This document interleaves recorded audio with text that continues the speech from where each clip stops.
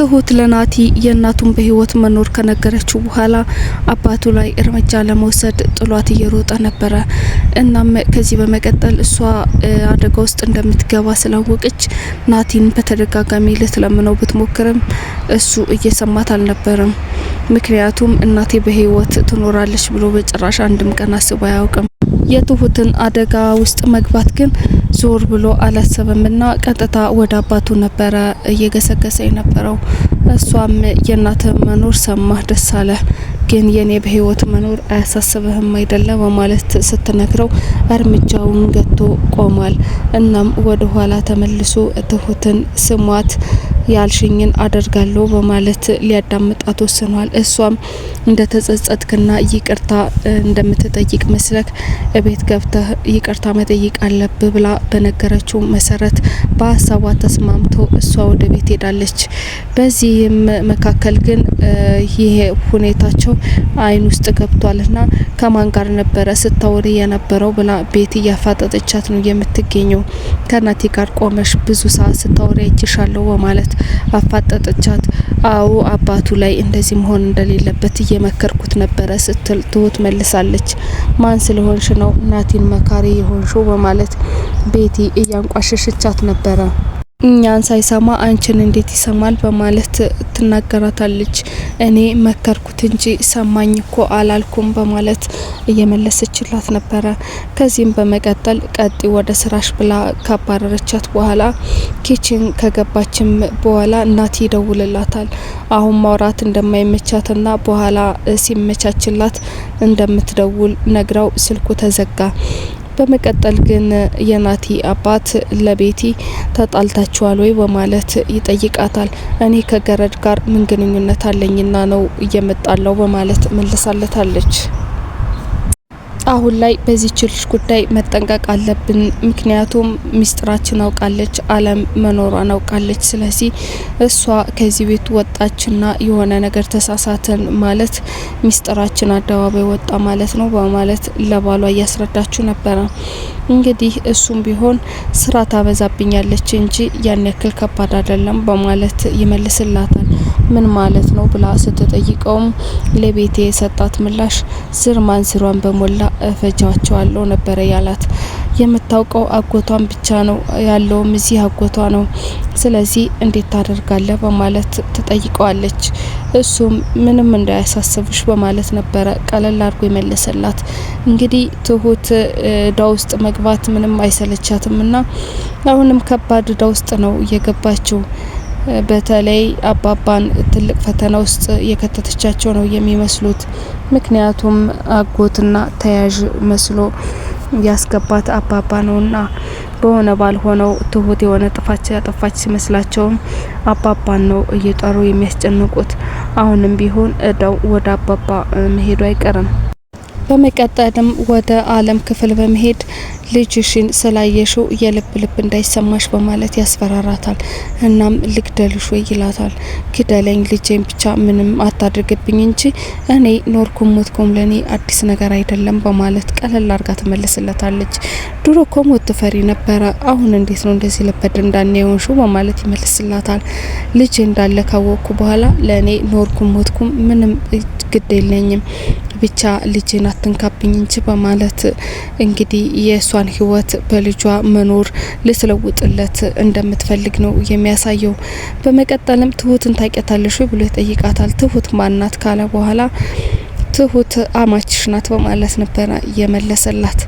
ልጄ ሊያገባ ነው እንዴ?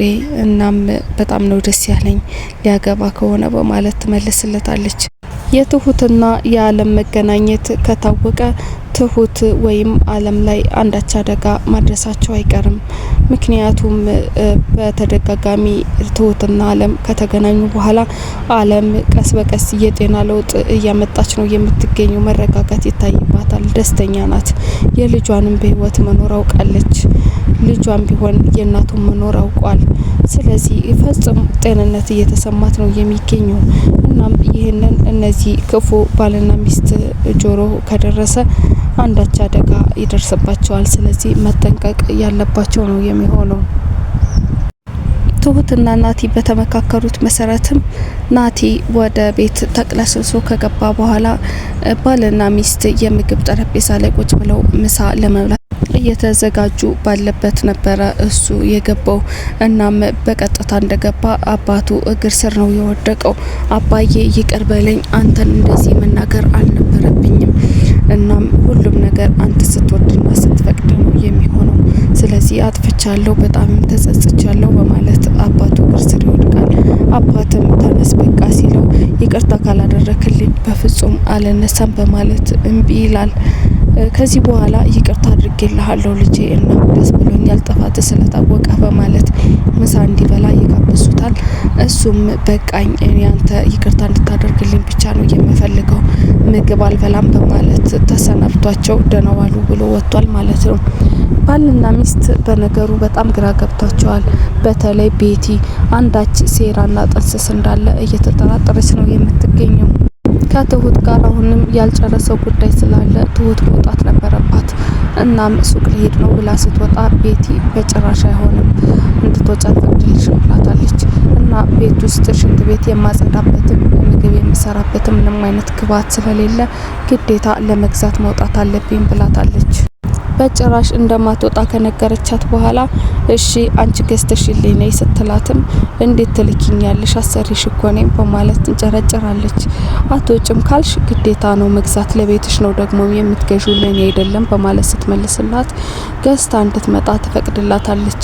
ወዲያውም ከናቲ ጋር ተገናኝታለች እና እናቱ የት እንደምትኖር ሲጠይቃት በቅርቡ ታውቃለህ የት እንደምትኖር በማለት መልሳለታለች።